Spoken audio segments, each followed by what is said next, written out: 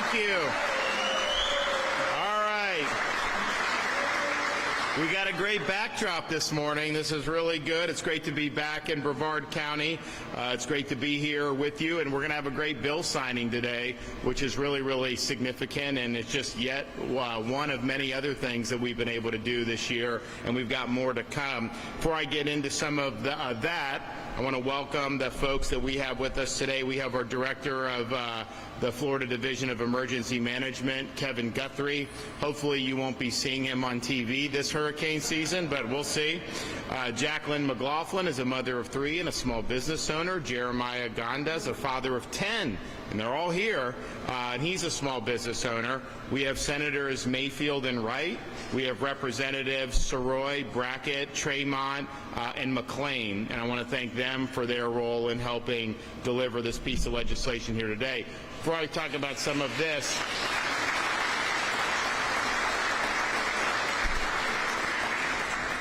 they've come out with, they come out with these things, and it is what it is. But Florida, yet again, was ranked #1 for parent empowerment when it comes to education. And we're very proud of that because we've stood up for the rights of parents to direct the education upbringing their kids, making sure parents have a role in knowing what's being taught in their kids' schools, and then school choice, empowering parents to choose the best school possible regardless of income. So we were able to do that. I think we've been #1 most years in that since I've been governor, but I think that's a confirmation that we're standing for parents and children.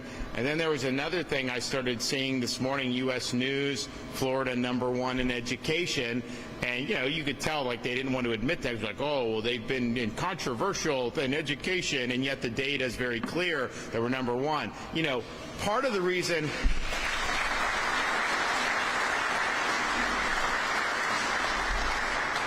And when the media says you do things that are controversial, that just means you do things that they don't like.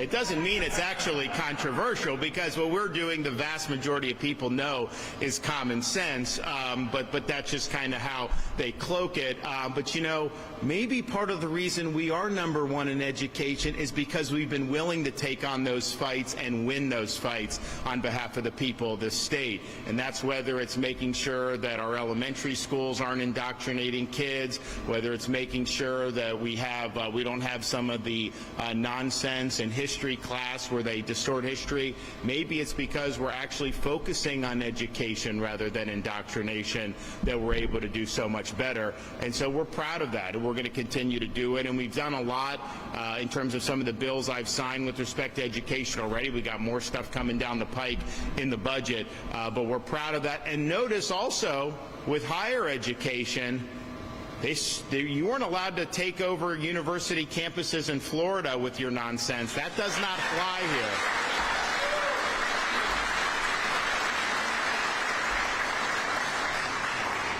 So we're going to keep doing that. Now, here we're going to talk about tax relief for Floridians and for Florida families. And it's important to do that, partially because we run big budget surpluses in Florida. The federal government, they had like $1 trillion in new debt every 100 days, every 150 days. We're running big budget surpluses and actually paying down states' debt. So you have the national debt has skyrocketed, particularly in the last 10 years. In Florida, if you take our entire debt from the entire history of Florida, we've reduced it by over 25% just since I've been governor.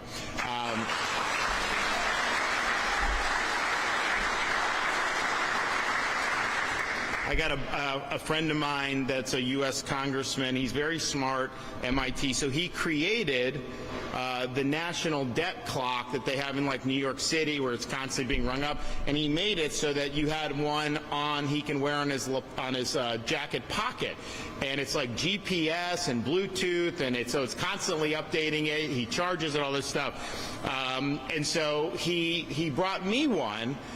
And gave me one, and I looked at it, I'm like, it's nice, but would you mind doing a debt clock for the state of Florida? Because it would be a lot different. Instead of counting up, that debt clock would be counting down. Imagine that.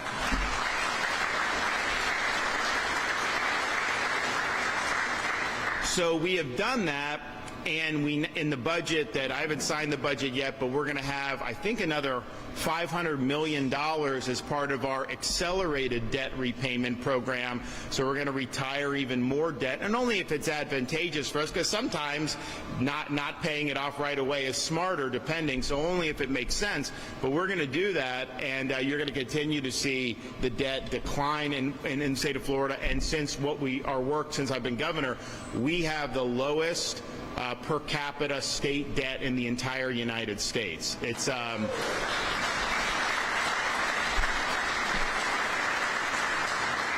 I think and this would never happen, so just like, but if somehow the state of Florida just sent you a bill for your share of the state of Florida's debt, I think it's about $600 per Floridian. If the federal government were to send you a bill for your share of the federal debt as an individual American, I think you'd owe over $100,000 to do that. So it's night and day in terms of what we're dealing with here. So we've been able to do that. We're proud of that. But as we've been paying down debt, we've also done really key investments that are important.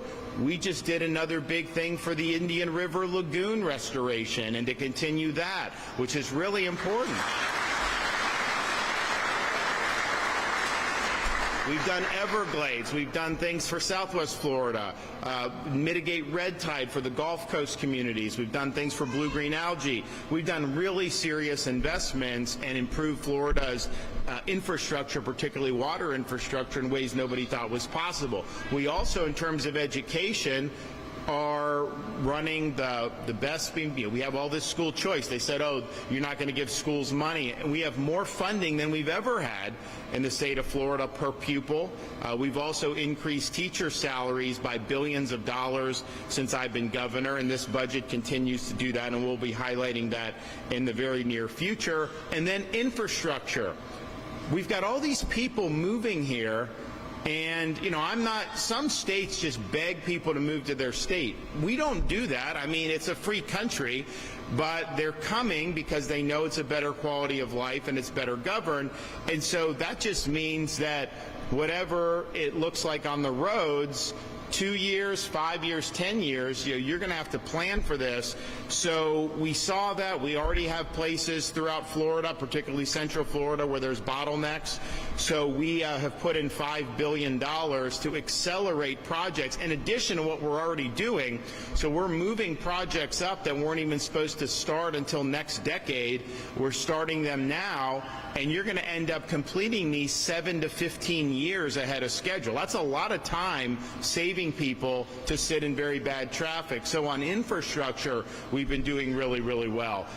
And yet, with that, you're going to see a budget that is basically similar to last year's. We're not increasing spending overall. But when you're running big budget surpluses, you've got to be able to return some of that back to the taxpayers. And so that's what we've done, and that's what we're doing here today with our tax relief package. First, we have already started part of this, the toll relief. So we're doing another $500 million in toll relief. So all of our commuters this started on April 1st. All of our commuters on a monthly basis, they get a 50% reduction in tolls at the end of each month. You don't have to do anything. All you have is your pass. You go, they click you, and as you get a certain number of clicks, once you reach the threshold where we know you're a commuter, then they just reduce your tolls by 50%. Now, that is something that's a very big deal, especially in parts of Central Florida where there's a lot of tolls and people get hit with these tolls.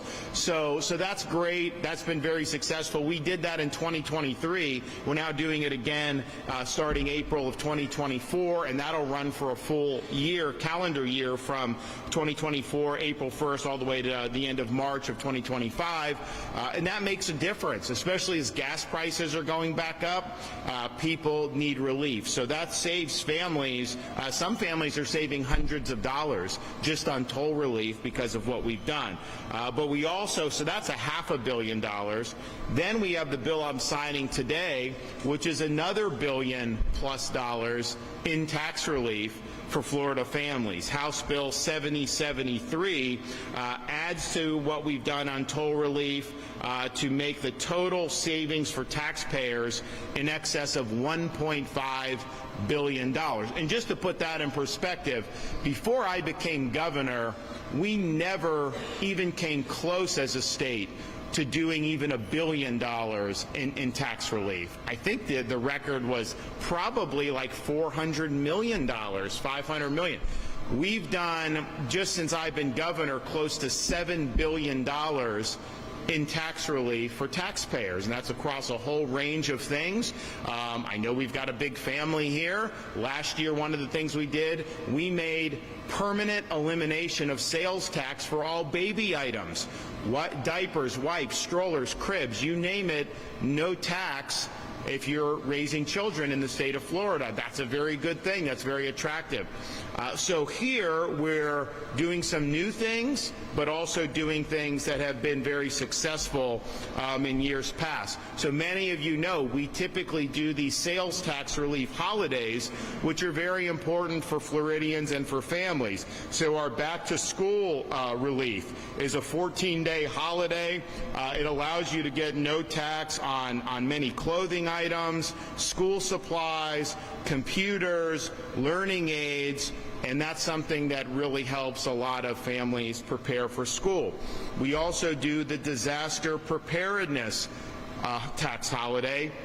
So disaster preparedness supplies for not just families but also for your pets, that is tax-free, so that you can prepare and have a plan. And we always prepare for the worst when it's hurricane season and hope for the best. If you've prepared and we don't get anything, you're not any worse off for it. If you don't prepare and then we get hit, well, then you could be in a situation where it's difficult.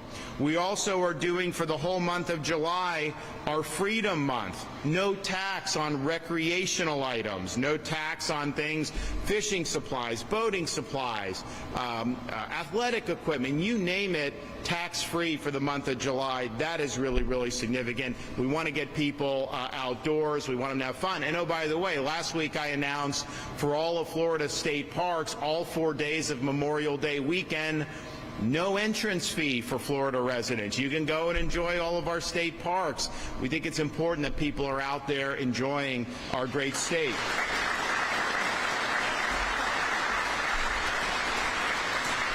We also have our tool time tax holiday for tools used in trades, power tools, tool belts, boxes, things like that. That's September 1st to 7th, and that saved a lot of people a lot of money. And some people are handyman, they're in business in this, but other people just have it around their house, and that's fine. Use it. We really want to do that. So the back to school sales tax holiday will be July 29th to August 11th.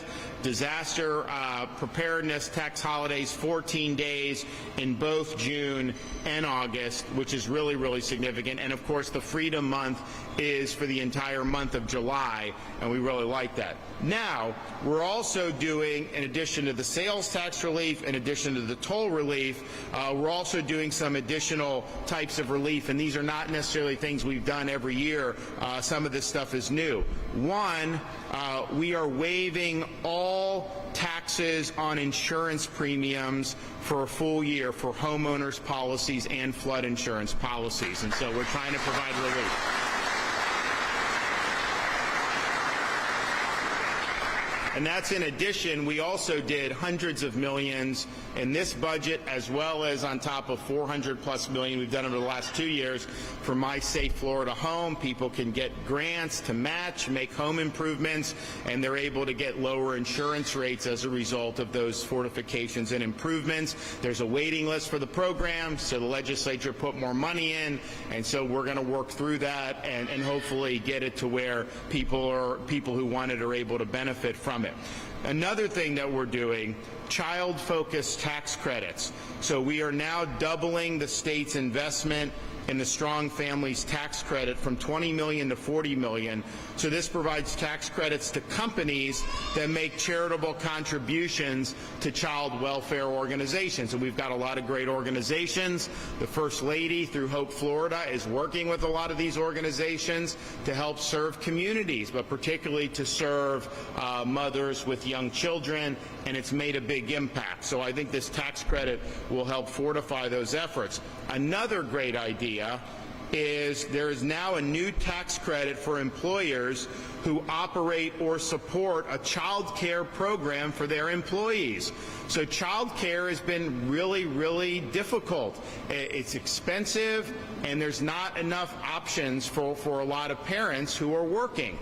So now you can have an employer get a tax credit if they're providing child care on the site, or if they're doing a program where they're helping their employees get the child care that they need. So I think this is very smart. I think it's going to make a difference. We're also doing tax relief for automatic return filing extension for sales tax and corporate income tax in certain emergencies. Kevin may talk a little bit about that.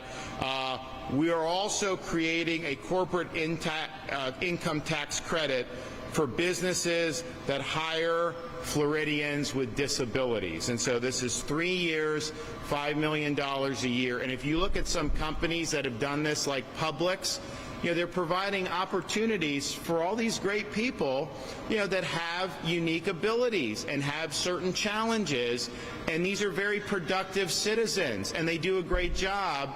And so now you're going to be able to benefit on this tax program if you're a company that's been willing to do that. But Publix and some other companies have shown this is a really good thing, and it's something that's made a difference in so many families' lives. And then finally, we're limiting the doc stamp tax assessment for reverse mortgages. Do they still have those reverse mortgage commercials? They used to have them on a lot, I know that. But nevertheless, it's important to limit taxes there. So this is a very substantial package. This is something that's going to make a difference for a lot of Floridians. We're excited to be able to do it. Look, the federal government has borrowed, printed, and spent trillions and trillions of dollars, far beyond what they should have done over the last many years. We know that. When they were doing it, there were a lot of people saying, you are going to have inflation. When the Fed was printing so much money, people were saying you're going to have inflation, and that's exactly what's happened. And so that has been an invisible tax on every American. People are paying more for groceries, they're paying more for goods, paying more for services. That's just what happens when you have this type of inflation. Interest rates over 7%. Affording a home today, compared to 5 years ago, your mortgage payments for a similar house are like twice as much on a monthly basis because of the inflation and because of the interest rates. I can guarantee you most people's incomes have not gone up 2 times since then. So it's been very difficult for a lot of people. Now, we don't control the Federal Reserve in Florida. We don't, Lord knows we don't behave like Congress behaves, and we don't control the printing presses up there. So we have to just play the hand we're dealt, given what's happened in Washington. So we've taken a lot of steps over these past 3 years in particular to provide relief for Floridians to help get them through this period of Biden inflation. So I thank the legislature for stepping up. Thank you for what you did. We're going to hear from some other folks before I sign the bill. So we'll start with Kevin Guthrie.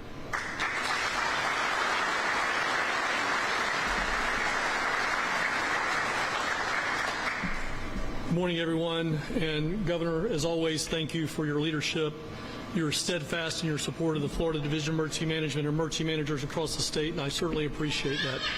My name is Kevin Guthrie. I'm the Executive Director of the Florida Division of Emergency Management. As the Governor has already said, this year's incredible tax relief package includes 2, not 1, but 2 14-day disaster preparedness sales tax holidays. Those dates are from June 1 through 14, and then again August 24th through September 6th, which lines up with the peak weeks of hurricane season.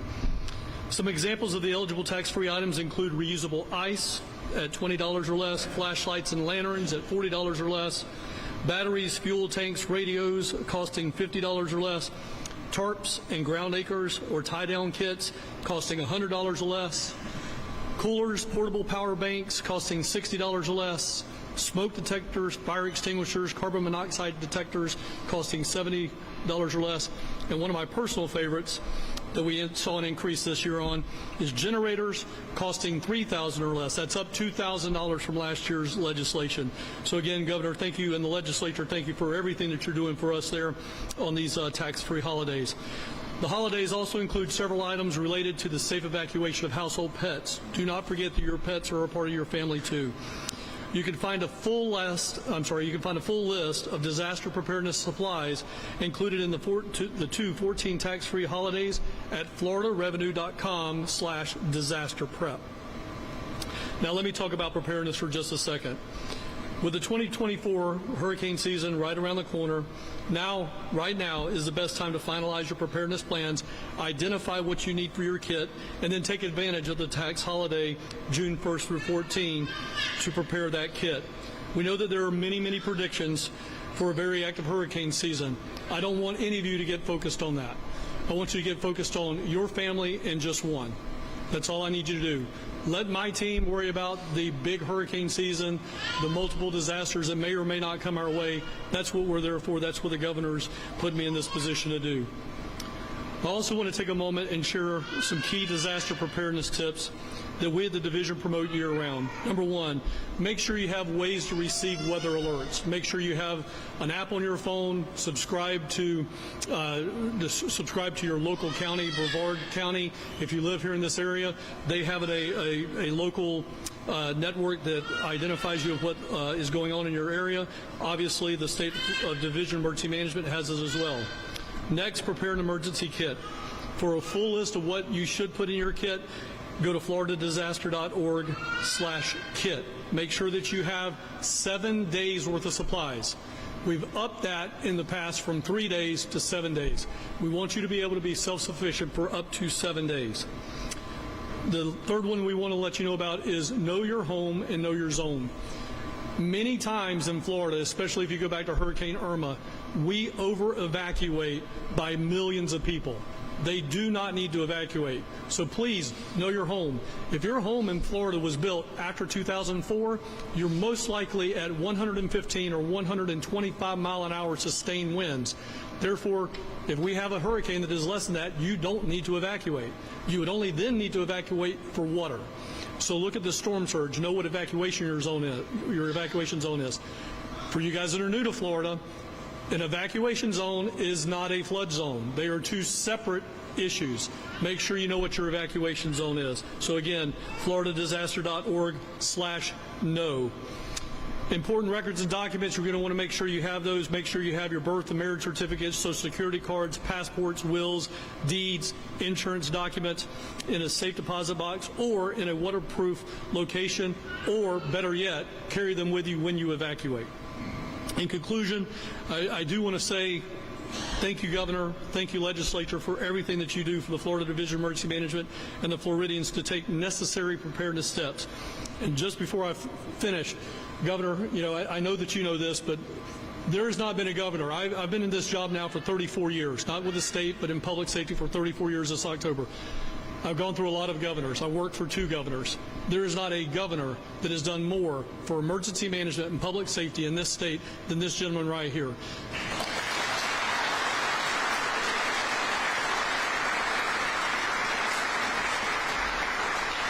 And I'm extremely happy to say that under his leadership and the policies that were enacted on his first day as governor, we've put $10.25 billion back in the hands of local governments to make sure that they're ready for the next storms. Thank you again, Governor. Appreciate you.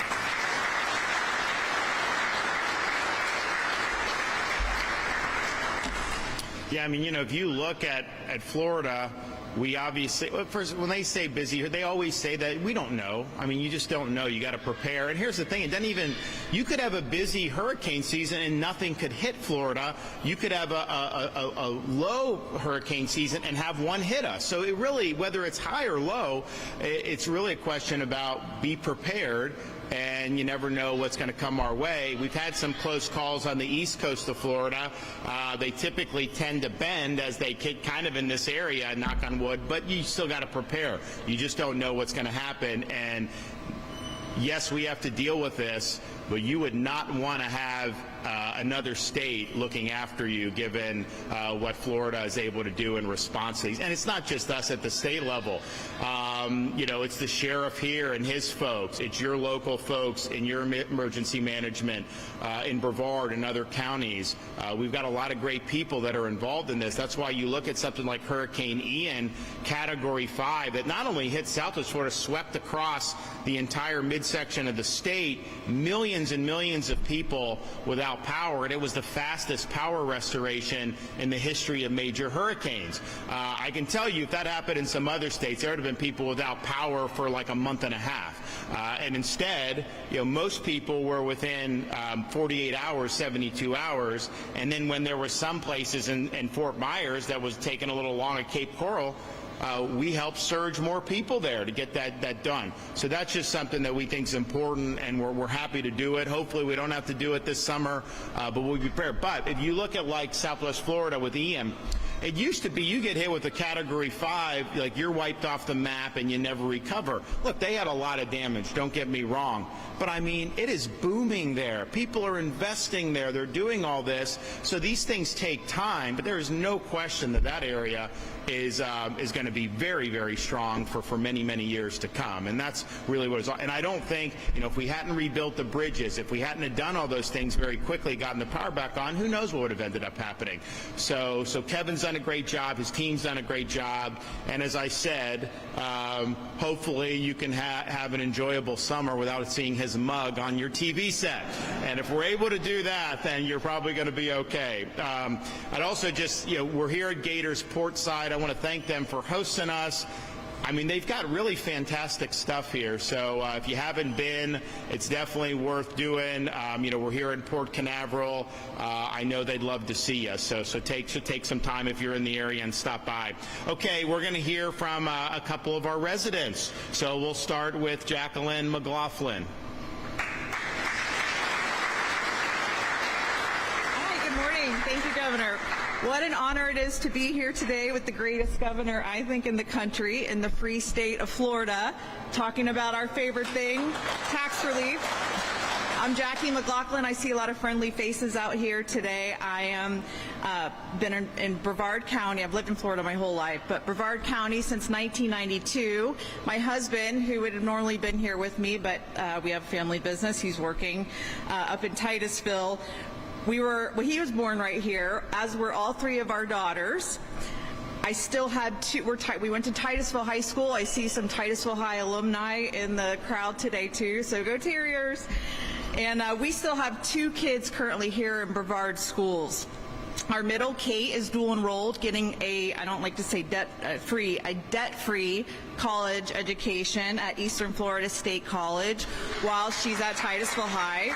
I still call it BCC because that's what it was when I graduated from there. Our youngest, my little leaguer, is here, and she's not as enthusiastic as, of course, I am to be here. But she is a travel ball, so any travel ball moms out there that travel to the faraway lands of Claremont, thank you for the toll relief, because it is expensive. We don't have tolls here in Brevard County, so to get to the other side of Orlando, the governor's helping make that a lot less expensive. And our oldest daughter and her husband are expecting their first baby in August, so thank you for the baby stuff, tax relief. I'm here today to tell you how I am a diehard fisherman. I am a working mom. My brother, my husband, and I own and operate a second-generation small business here in Brevard. We're a commercial door and window contractor. Commercial and construction specialties up in Titusville that services the Space Coast and surrounding areas. So whether it's at our office or around our kitchen table, like most families and small business owners, we're constantly talking about how to make our dollars stretch. That's why I am so excited every time I see this common sense tax relief that comes from the governor's office, from our legislature, and the list is long and it really touches every corner of my life. Parents in here, I can hear the parents in here, know how expensive it is to send our children back to school, to have them active in sports, and that's just our side of it. I'm the daughter of a veteran teacher, 25 years here in Brevard. She's about to retire, and I cannot count how much money out of her pocketbook that she put into her classroom. And even when we didn't really have it, she found a way to make sure that we had the tools, not just my brother and I, but her students had the resources they needed to be successful in the classroom. So the continuance of the back to school holiday, it doesn't just affect my pocketbook as a mom, it's crucial to our teachers' wallets. It's so wonderful to see that, because they don't just pour their hearts into teaching, they pour their wallets into their classrooms. Growing up, when my mom was a first-year teacher, my dad decided to start his own business. We didn't have a lot of money, so we didn't go on expensive vacations. We spent our summers at the beach because it was free. Surfing and fishing and camping all summer, all day, every day. We went fishing. We camped here at Jetty Park in an old tent just so that we could wake up on the beach, and went places that were either free or very affordable, like Dollar Theater. Remember the Dollar movies that were second-run movies we went to? So thank you for relieving the tax on that. You know, thankfully, my dad didn't only pass on his love of the outdoors to us, he persevered through the hardships of owning a small business. Now I'm proud to say that he's passed down the skills of a tradesman to my brother and I, and that we've worked together growing our little company our father founded so many years ago. We've worked hard, we've grown organically, and we pinch pennies wherever we're able to so that we can continue to grow and continue to hire and continue to train the next generation of tradesmen. So all of this tax relief that we get in the form of the tolls when our vans are on the roads, it all ends up going back into our business and into our community. And unfortunately, under Bidenomics, that's getting a lot harder for Americans to do. Literally everything is more expensive. The tools, the PPE gear, fuel, everything. We service a lot of Central Florida, so our vans drive under those toll booths quite often. But thankfully, the governor and our legislators here recognize the nickel and diming. They're smart, they're paying attention, and they're listening to Florida families, to the things that matter the most to us. He's made sure that we can get relief on the toll roads. He's passed relief on hurricane preparedness, the tool tax holidays. My guys used to buy work boots. So at the end of the day, all those pennies, pinching the dollars, they all add up, and it means that our hard-earned dollars stay in our pockets. I could go on and on of the list of the ways that the governor is working for Florida, but I'll wrap it up with thank you. Thank you for working for us. Thank you for listening to us and looking out for us. Thank you for the tax relief, for keeping Florida families safe and strong. God bless you, your family, and may God continue to bless this great state of Florida.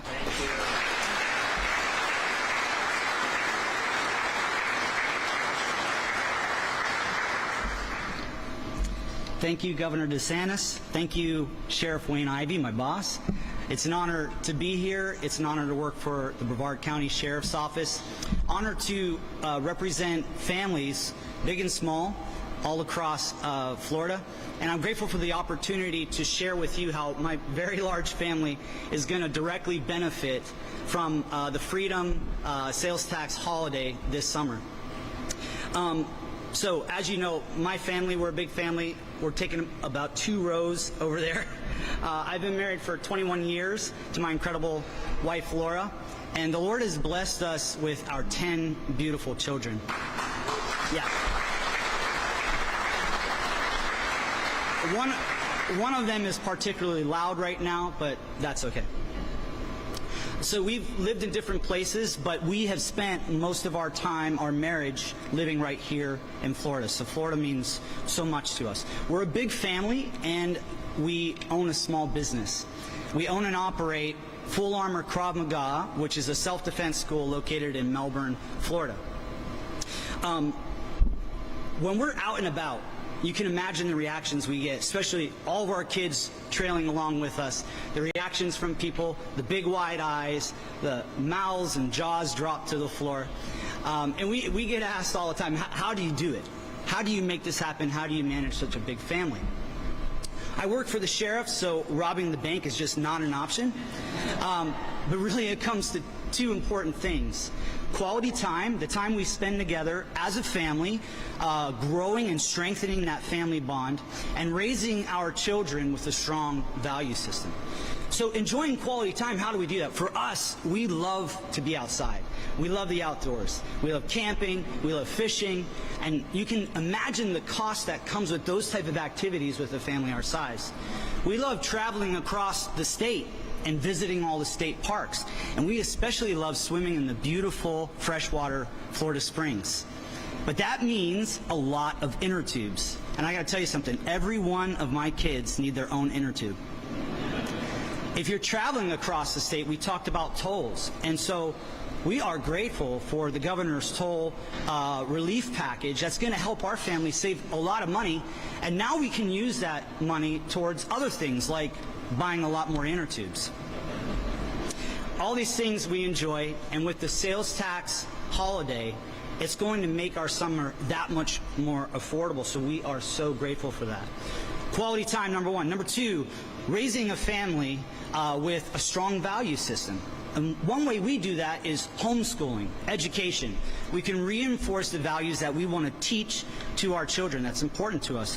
But if you do that right, and if you do that with excellence, it comes with a really big price tag.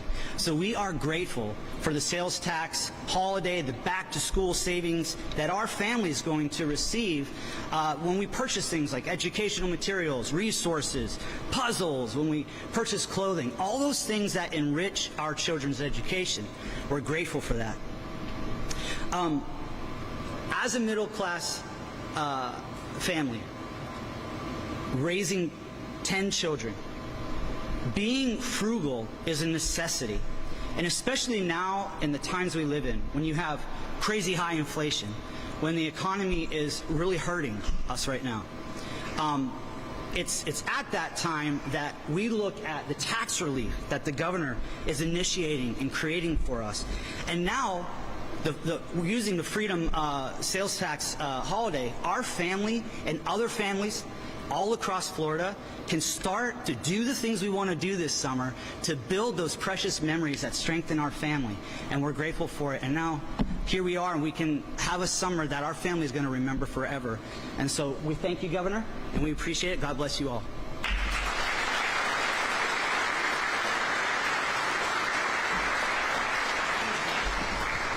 Well, thanks for that. We're excited to be able to sign this into law, and we're really thankful to be here, you know, in Brevard. This is a great place to live. I mean, this is a great quality of life. You know you're going to be safe when you have Wayne Ivey as the sheriff, and so.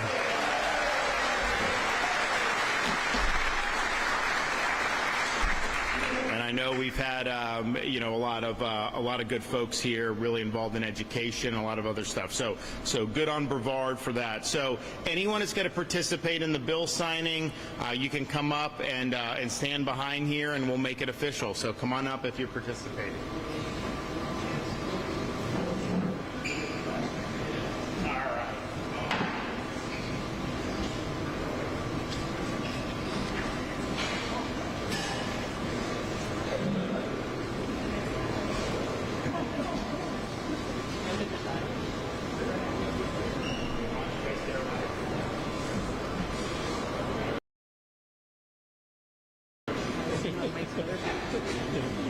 We love doing that. It allows me to get over it less for it really allows us to get out there and really. Now he's May. Is it 6th of May? 7th? 7th?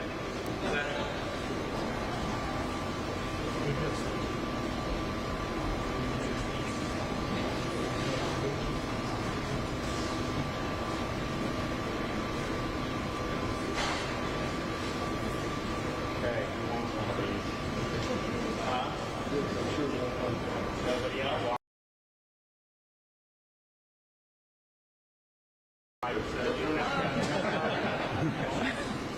Okay.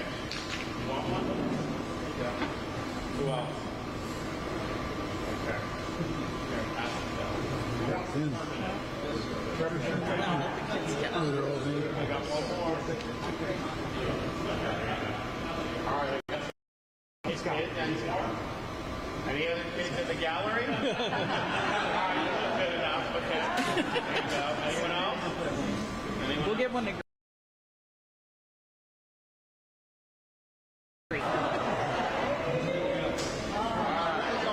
Here we go.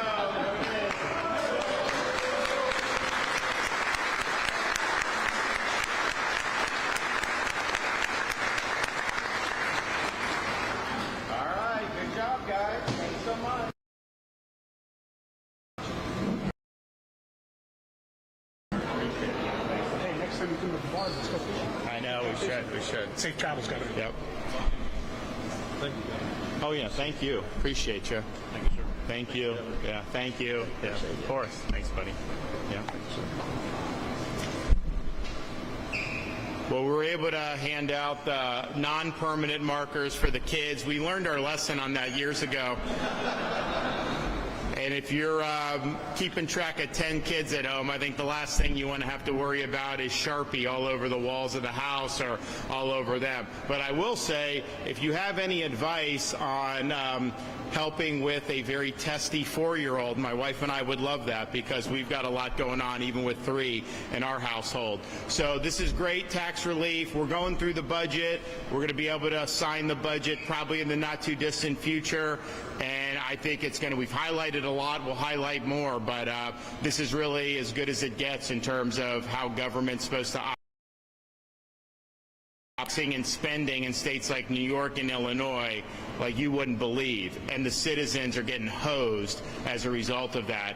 We're standing for taxpayers and we're doing it right. So thanks for everyone that's been involved. All right, got any questions? Does anyone have any questions?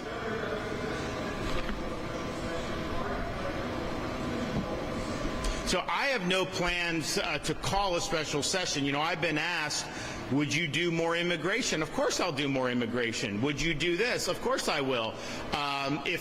Whether that's a special session or not, but I am for some of the things that people have been talking about, but we don't have a plan necessarily to do a special session. You know, if there are things that we need to do, then I'm sure that the legislature will want to do it. But as of now, we're moving forward with the budget.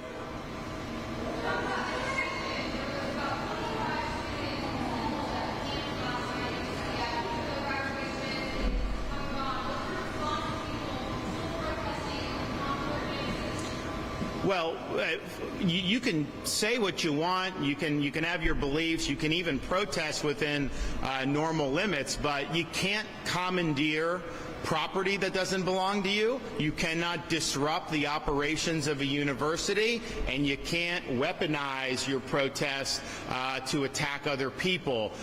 So if they're just simply protesting, that's one thing. I don't know what all went on there, but they should not be able to camp out on university lawns. I know they tried to do that at UF and FSU, and they got escorted out very quickly. That's what should happen at Florida universities. The inmates do not get to run the asylum here.